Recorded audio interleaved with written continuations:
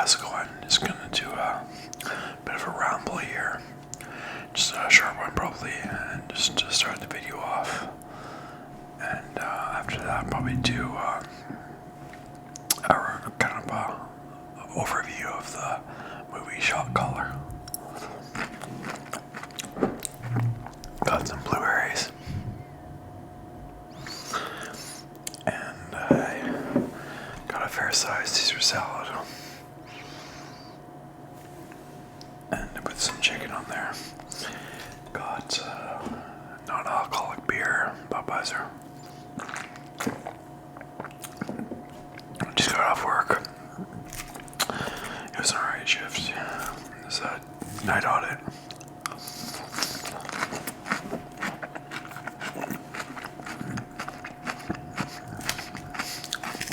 We're at a resort and night audit's like some basic accounting stuff. Just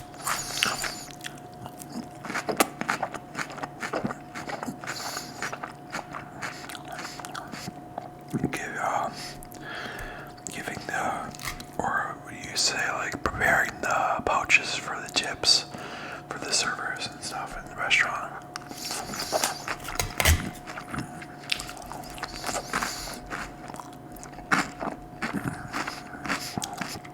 Making sure payments were posted properly from front desk agents and stuff like that. So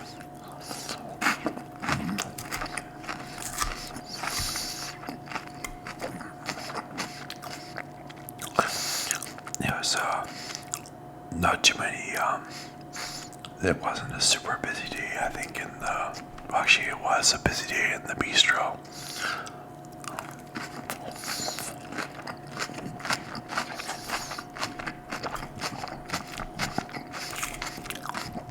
They had one server out in the bistro today, and we looked at the number of checks that he had, and it was 40 checks. It was pretty crazy.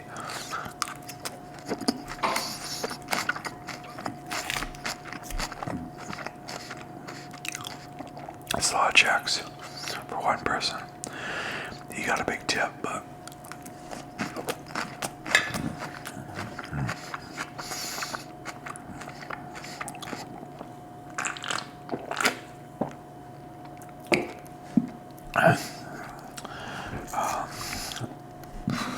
it's just how I was really hitting the spot right now.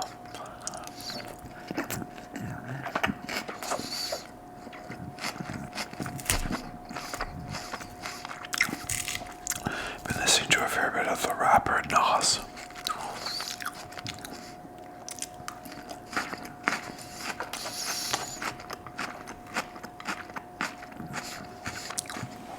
He's not a new rapper, but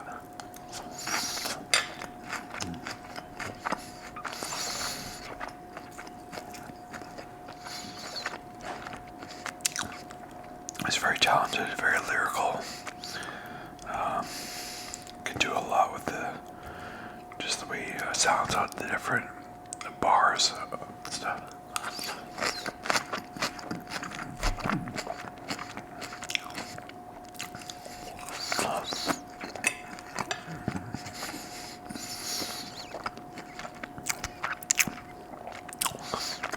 Been really liking the song by him, Nas, Wanna Be Me.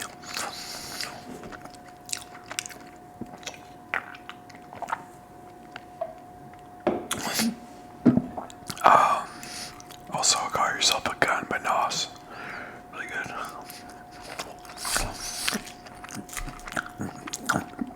He's like a gangster rapper.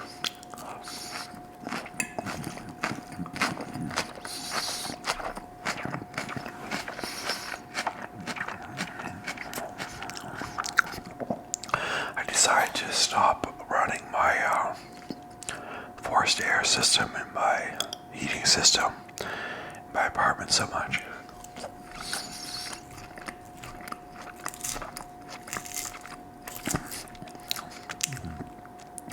Because it's March right now in Canada, and it's it can be very cold. Well, it's warming up now, but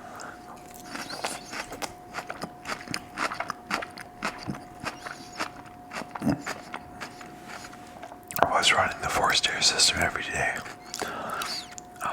just trying to keep warm, but our heating bill, like, basically, is like over doubled.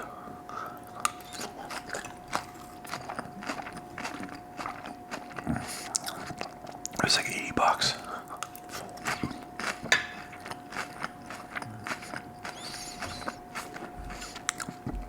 And I'm like, you know what? I don't even know if the forced air system really does that much.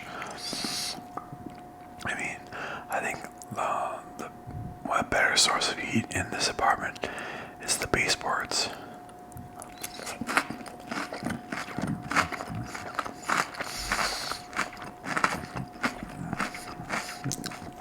So I've just been running the baseboards, but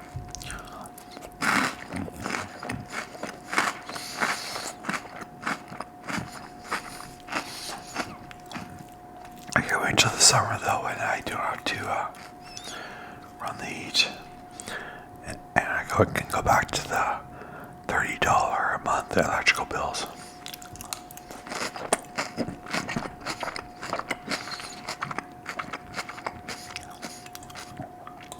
Because I don't have AC in my apartment. I don't mind that even when it's hot in the summer. I'm okay with it.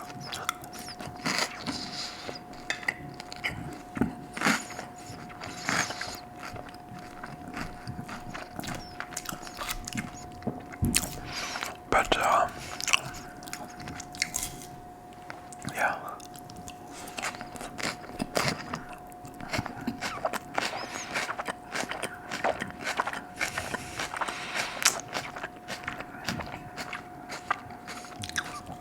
It's gonna be plus 6 degrees Celsius this Sunday.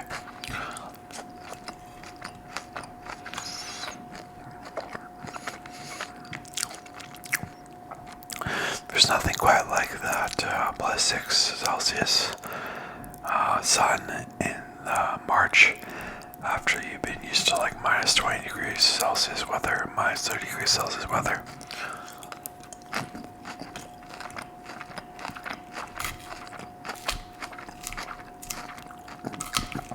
It feels so warm.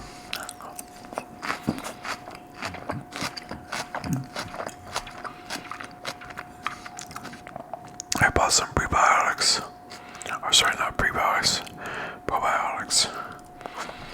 Gummies. Like, which are like medication. Well, not medication, but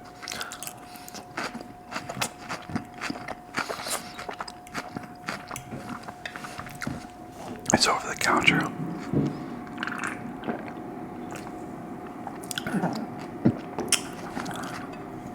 But they're supposed to put good bacteria in your gut.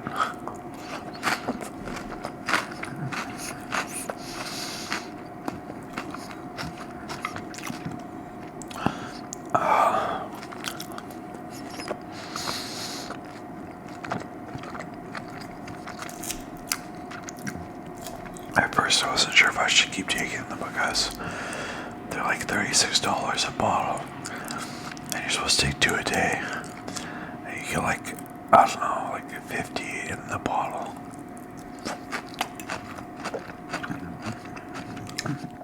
So pretty pricey. But I just decided to go all in,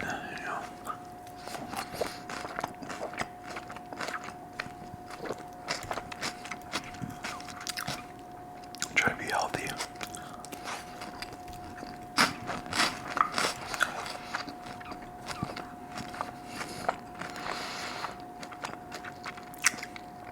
Today I bought some deviled eggs at the grocery store.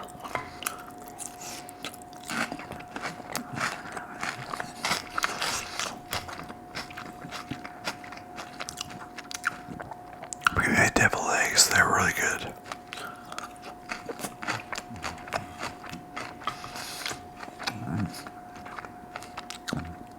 I did lose some weight actually.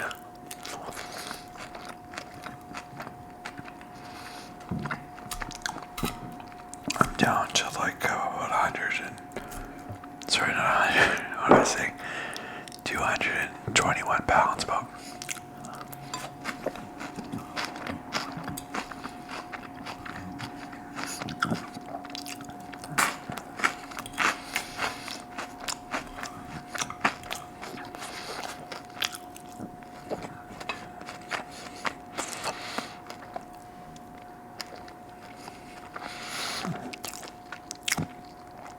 lost about 5 pounds.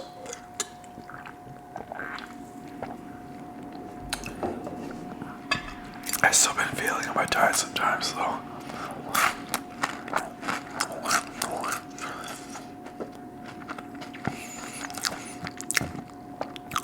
Like once I get a craving for something sweet like raisin bran, it's hard for me to stop eating raisin bran.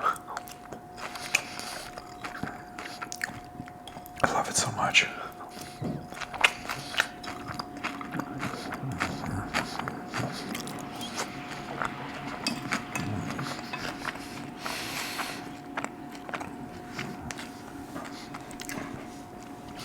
Yeah, I mean, I have Amazon Prime.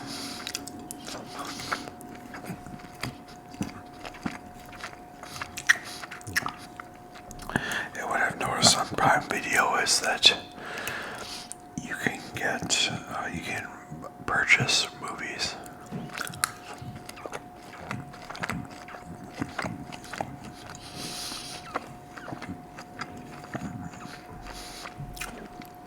They have some of my favorite movies on there.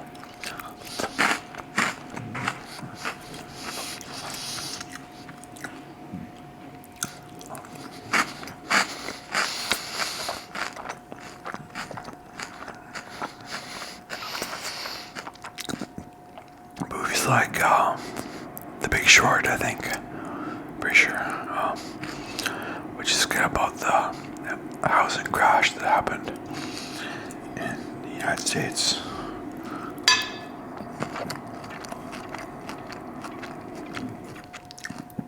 I think it might have been 2008, I'm not sure.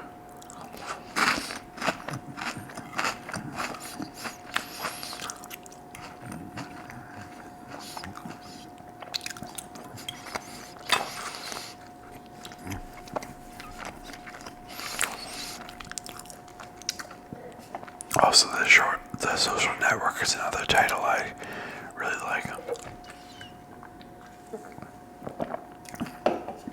But, yeah, I mean, because you could argue that it's the better option than going with Netflix. Netflix also has the same titles that I could buy on Amazon Prime.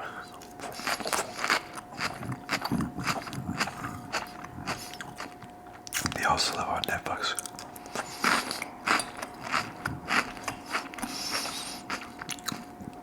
With the cost of Netflix is a little cheap now. Oh, sorry, a little pricey now. I think it just went up. My parents have it, and I think it's like $22 Canadian or something a month or something like that.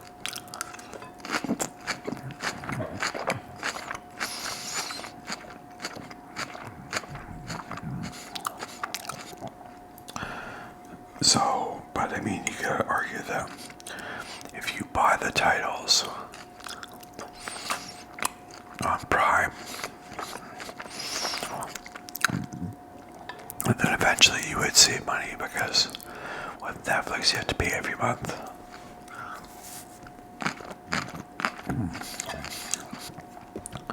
But I have to pay for Prime too. But it's cheaper than Netflix.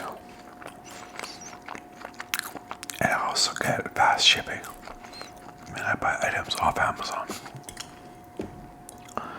So, not sure what to do.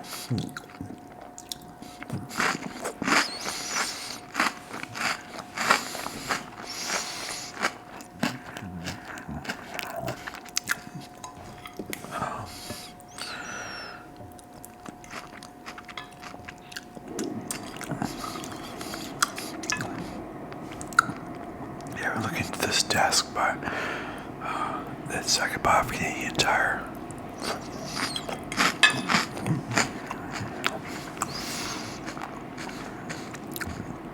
It's white and L-shaped.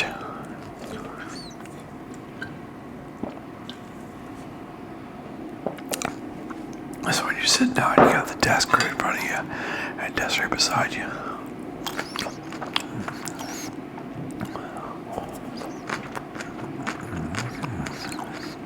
Sorry for all the fucking noise upstairs.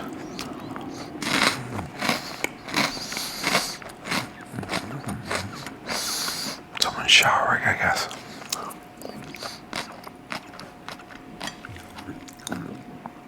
It's not even 7 in the morning. So I guess maybe I'll have to make these videos at night instead of early morning, maybe.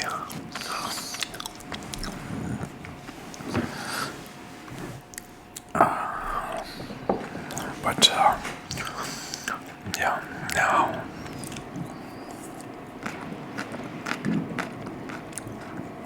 people have been saying like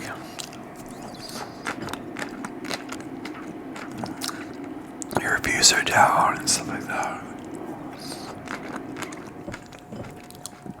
I wouldn't say they're down super a lot, you know.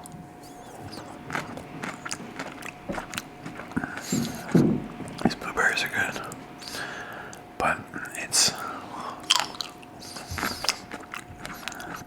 I'm not getting a lot of big views on my newer videos, but I think a lot of people are watching my older videos, so I'm still getting a decent amount of views, but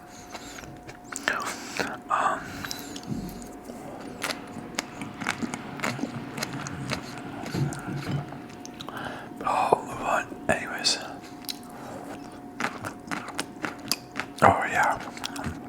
I forgot what I was gonna say. I mean, I just remembered. I might buy an iPad.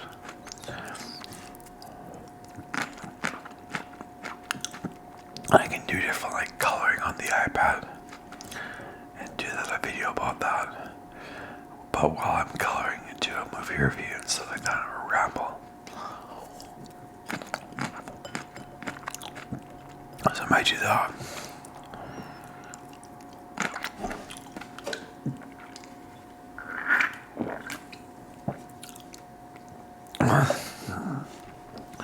I thought like the berries at grocery stores, fresh berries were overpriced, but I actually got quite a few blueberries here, so I think it's reasonably priced. I think it was like $7.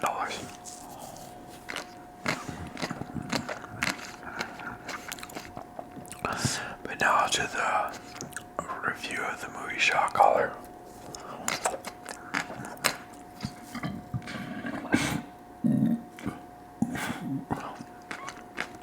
Excuse me.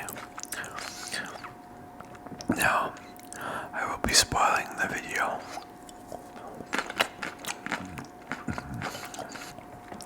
Spoiling the movie Shot Caller.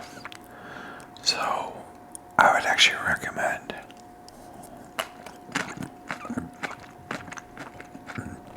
you go to watch the movie first, because it's a great movie.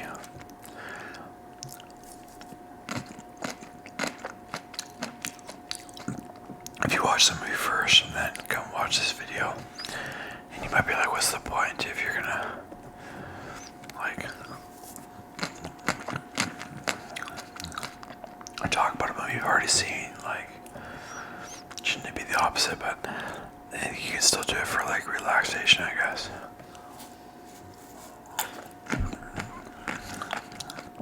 If you enjoy my ASMR content. So I'll be spoiling the video, so now Shot Caller. So it starts off basically.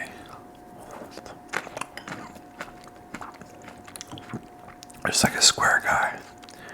He's a white guy.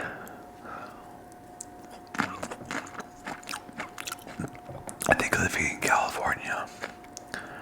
And he has a wife and a kid. And middle-aged guy, maybe even younger than middle age, and he's a square guy.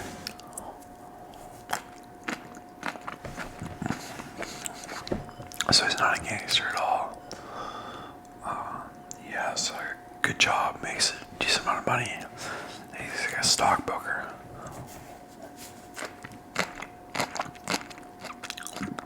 He seems happy enough.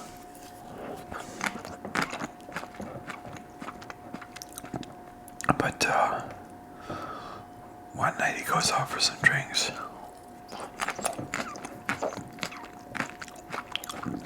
And maybe dinner too. And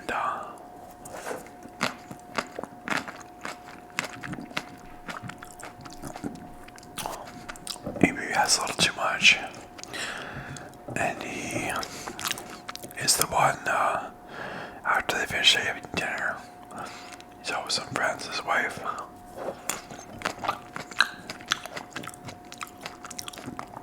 He starts driving everybody home.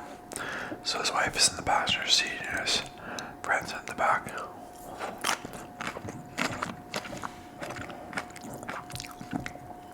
And then, because he's drinking, he's a bit, like maybe a little bit drunk. He's not cautious. He's not watching where he's going. He runs a red light.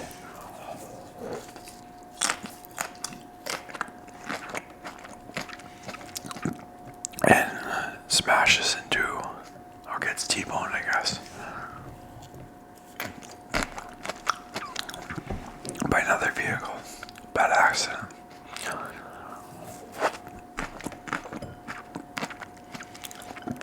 And now, there's only one person that dies from the collision. But it's still obviously a tragedy. It's horrible. But his friend, his guy friend,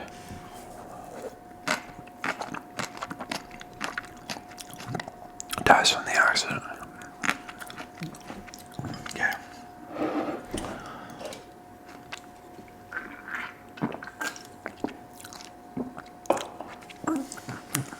So he gets sent to prison because it was his fault. He ran the red light. And not just a prison where people go if they've just committed minor crimes. He goes to, like, I forget if it's the state or federal, but like a serious prison, right? And but he's not. His prison sentence isn't like, he doesn't get a life sentence. I forget how many years he gets. Maybe like 4 years or something. I'm not sure.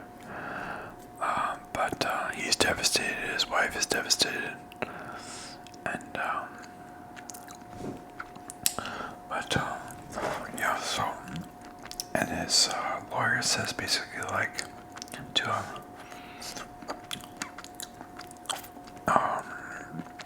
you need to stand up for yourself in prison.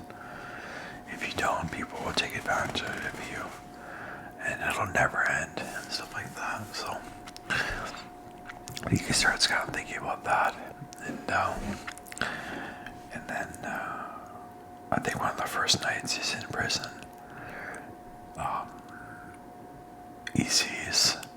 he witnesses a rape. So I should have mentioned before I started this video that it's kind of like a serious film, and I'm not totally sure it'll be great ASMR if I talk about serious things, but yeah. So he kind of witnesses a rape, and that kind of just gets him to thinking about stuff, and next day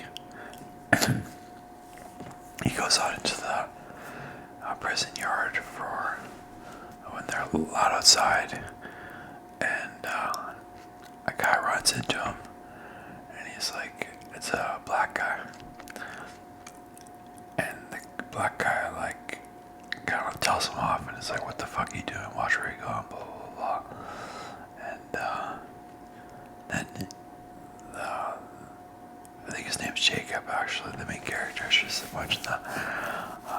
He takes a swing at him, and they, him and the black guy end up fighting. And I don't know if it gets broken up, or it's not so much a fight about who wins it's not as much a scene about who wins the fight, but he defends himself, and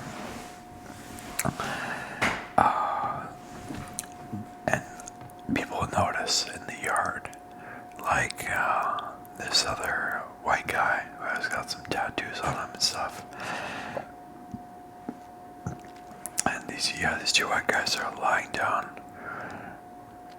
because I think they start like the correctional officers start like firing warning shots into the yard and saying like, 'cause they notice the fight and they're like, "Want to break it up?"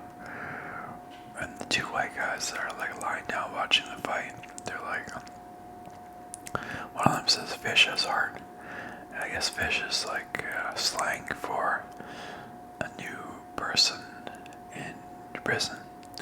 Someone's due to prison. So, yeah. So,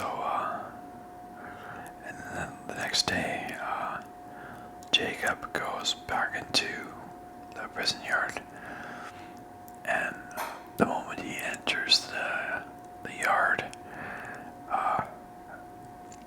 one of the white guys who was watching the fight from the day before says to him, "Wood, come with me." And wood, I guess, is like slang for pecker wood, which is it's also slang for white guy. And so Jacob comes with them, and they start walking towards the group of white guys.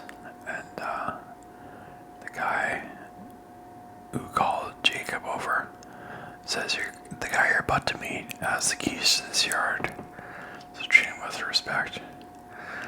And so,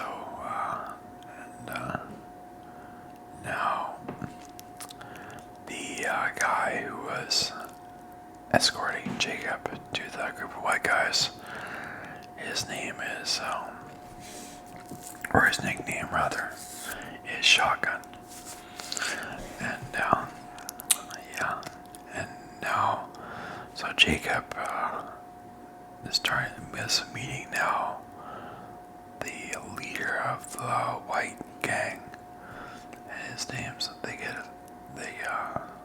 introduce each other, and the guy's name is Bottles. That's his nickname, and he's already like, "Oh yeah, you're the stockbroker from Pasadena." So he already had done some research on Jacob, and that kind of gives him the upper hand in the conversation, right? So, and he's like, Balls is like, says to Jacob, "Why'd you fight that guy?"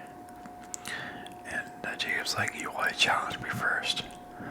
And Balls is like, "Gonna kick it off with every buster that comes to talk shit." And then Jacob's like, "Well, I'm not looking for any trouble, but I'm not taking any shit either." And Balls is like, kind of respects him for that, thinking. He says, "The only thing we got in here is our respect." And he kind of offers Jacob into his gang. But he says, "If you want to ride with us, you have to get your hands dirty. And it's not about helping us with our computer skills," or something like that. It's about serious business. And or he gives him the option, like he isn't forcing him into the gang. He gives him an option, says, "If you, or you can go and see what it's like to be a lone wolf, just fending for yourself out there." So Jacob, he chooses to enter the gang. And, yeah, so, and then Jacob, our Shotgun says, like, "There's gonna be a balloon in your cup of noodles the next day, like tomorrow, and you're responsible for it." And it's like, "Take it to yard, take it to like the yard where the fight happened, where everything happened so far, basically." And it's filled with heroin, right? And he's like, "How do I get it?" And Jacob's like, "How do I get it to yard?" And he's like, "You're fucking ass, man." So he has to actually stick it up his ass, and that way the prison guards can't find it. And Jacob doesn't want to at first, but then Shotgun's he's an intimidating guy. He's like a validated gang member, and these guys are like Aryan Brotherhood. That's the white gang. So, and then Jacob doesn't want to at first take it, but Shotgun's like, well, why don't I have you put into my cell? And I guess you think you're some badass just because you got into some fight. Like, why don't you, I'll show you how white boy fights and stuff. So, and Jacob's like, okay, I understand. I'll take the balloon in my ass. So Jacob does that. And he kind of earns the respect of Bottles, the gang leader. So, yeah, and that goes successfully. It was sketchy, but he successfully did it. Took it in his ass, went to the toilet, kind of crapped it out, and then handed it to Bottles, which is so gross, but, but yeah, then there's a prison.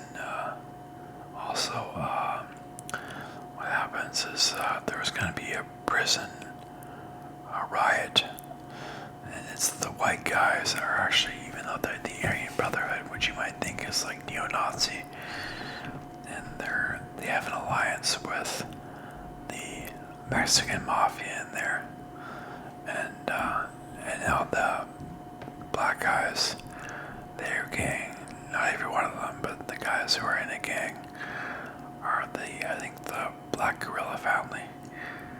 And they have an alliance with the Nuestra Familia, the Northern California Mexican gang. So, what was I going to say? I guess there's going to be this gang fight. Because there's orders from a guy called the Beast, that's his nickname, and he's a white Aryan Brotherhood member, but you don't get to see him at first. But he orders a gang fight, where he orders the Mexican Mafia and the Aryan Brotherhood to go and attack the Black Gang and the Northern California Mexican Gang. So, yeah, and so this gang fight starts happening, and then Bottles and I think a Shotgun murder a guy, and Jacob is fighting. He's swinging on his enemies in the gang fight, and what he notices that there's a high-ranking Mexican mafia, which has the alliance with the white guys, guy about to be attacked by a black guy with a knife, and black gang member with a knife, and then Jacob, and he's probably gonna, like the Mexican mafia guy, he's probably gonna die from this assault. But Jacob goes and he tackles the guy who's about to attack his ally, and then the fight gets broken up, and then Jacob is like, the prison guards saw him do this, and he wouldn't have been basically in trouble, except for he made that decision to tackle that guy, and he was gonna kill the Mexican mafia member. And the Mexican mafia member, like he noticed that Jacob did that for him, and he's like, I fucking owe you one. And so then he's in the courtroom, next thing you know, and so he gets like a bigger, longer sentence. He was about to get out, but he gets a longer sentence because he got it, because the guards noticed him basically tackled that guy. And then his wife is devastated. And he says to his wife, like, forget you ever knew me, or something like that. And then, you know, so he's starting to actually become, like, more seriously involved in this gang. Even though he's a stock broker from Pasadena, that's where he started as a square guy and stuff like that. So, and then next thing you know, his cellmate, Jacob's cellmate, says we're gonna have to they're preparing to murder actually a white guy, a white gang member from their own gang. And he says, like, that guy, his cellmate says to him, okay, they're popping the cells, man. Like, they're opening the cells because they're gonna go for breakfast or something like that. And Jacob doesn't want to, but the guy's like, hey, we're doing this, buddy. And it's like, and Jacob's like, how do we know this guy's a snitch? And then his cellmate says to him, like, it doesn't matter. Like, if we leave him breathing, they'll whack us. Meaning the white gang members. This is ordered from the white gang members to kill this guy because they thought he was a snitch. And so they're gonna, if they leave the guy breathing, their white gang members are gonna kill him. Kill both of them, Jacob and his cellmate. And so, Jacob and his cellmate, they go, and the guy starts walking out of his cell, and they push him back into his cell. And then Jacob stabs him and kills the guy. So basically, so now he's smuggled the balloon. He's got into the gang brawl, and he saved a Mexican mafia member. Now he murdered some guy, so he's kind of becoming more and more of a hardened criminal and more of a serious gang member. And then the movie goes forward a bunch of years, and money finally gets out. So, did I mention that? Like, I should have mentioned that earlier. His nickname is Money, because he used to make a lot of money as a stockbroker. So, his white gang members, allies, start calling him Money. So we'll call him Money from now on. So Money finally gets out, and his son's a lot older now, and he's like basically a super serious. He has a totally different demeanor than he did at the start of the film. He's like a very serious attitude on him now, and he looks different. He's got this mustache, which is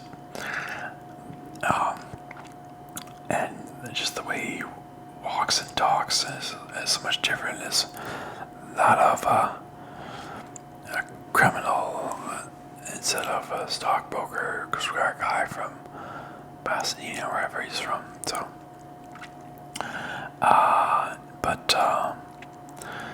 now, what happened next year? So, I'm sorry about this, guys. I'm not so good at this, but basically now, his son's a lot older, and his son wants to come see him, and his son's like a teenager now, and Money doesn't want to see him because I guess he's like too much of a serious gangster now to show his son love and stuff like that, I guess. But so that happens, and I think he starts.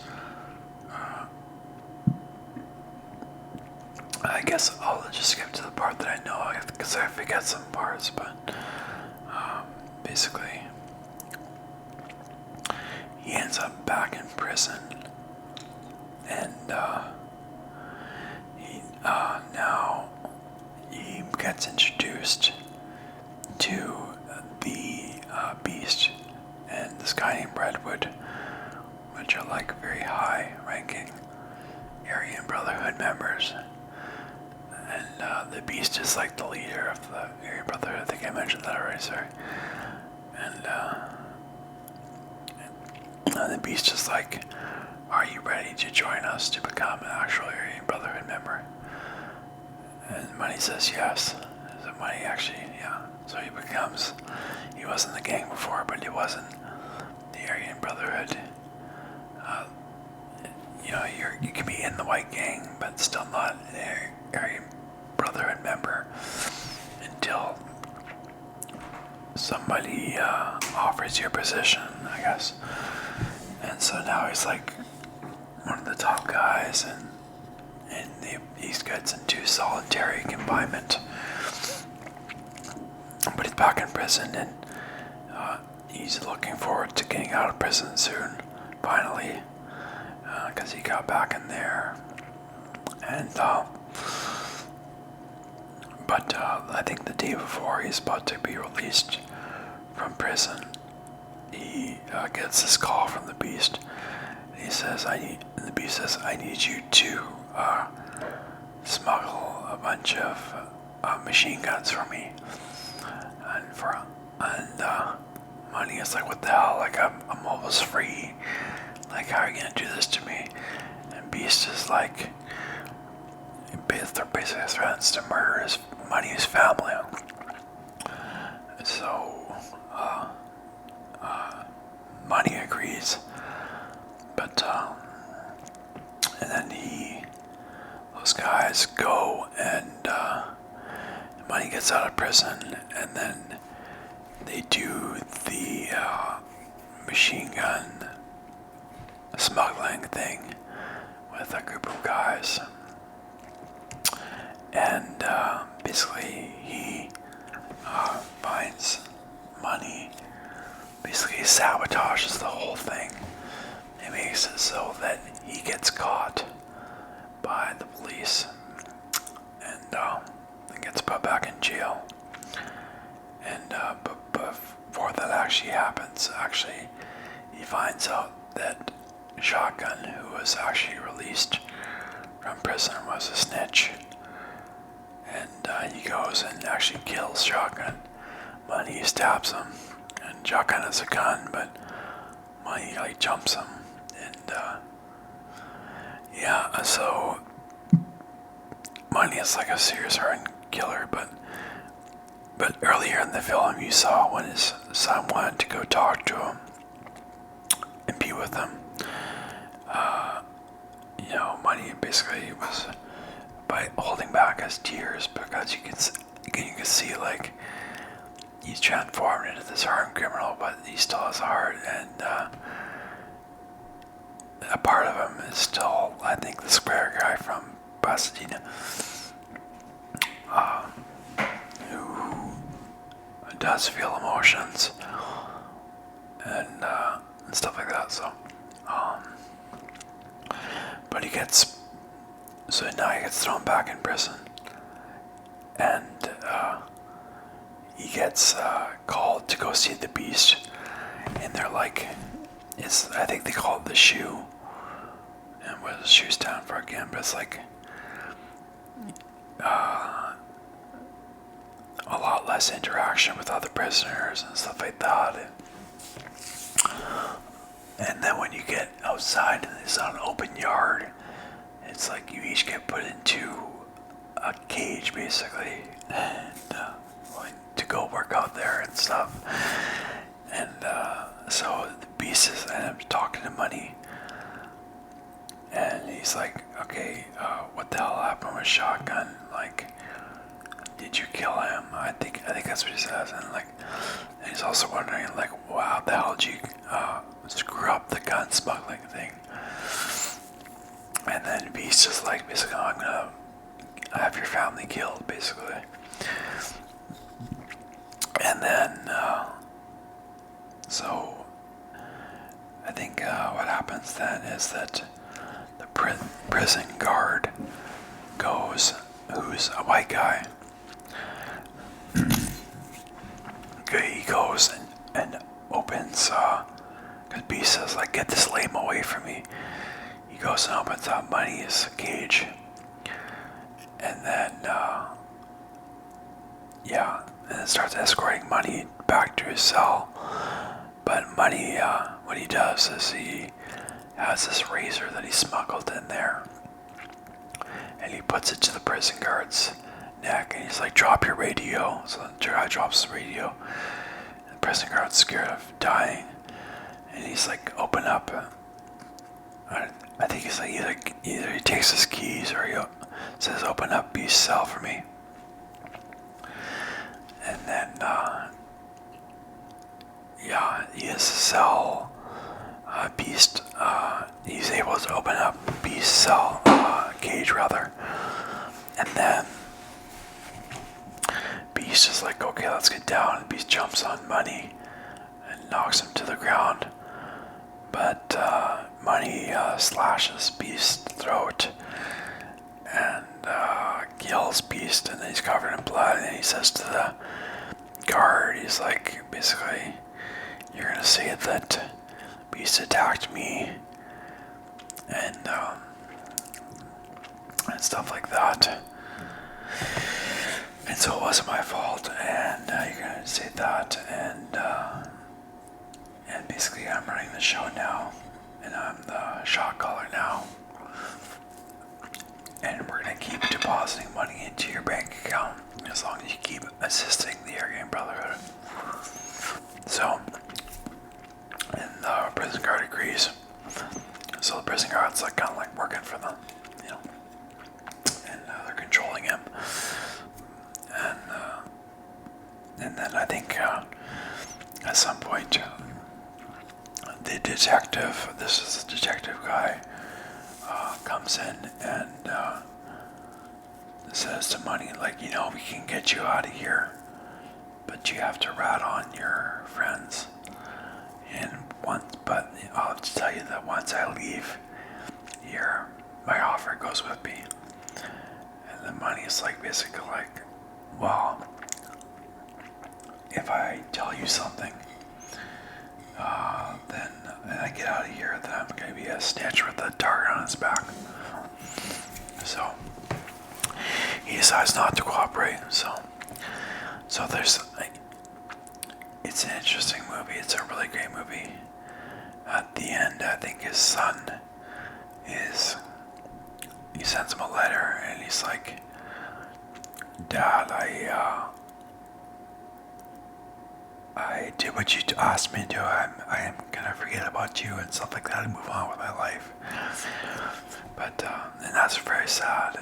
And you see like the ending shot of Money just in his cage in the yard there, and just all alone and just like trapped and just you're just like down, you know. But it's kind of like, I'm not sure what to think of the film. Like, what does it all mean? I mean, it's like, does it mean that obviously you should never drink and drive, or you gotta be a responsible person because you can end up in serious shit? Does it mean that, or is it more so about seeing these different decisions that Money made along the way, like helping the Mexican mafia member to not get attacked by that guy? That was one decision he made, which got him more time. Or actually accepting the offer to join the Aryan Brotherhood was another decision he made.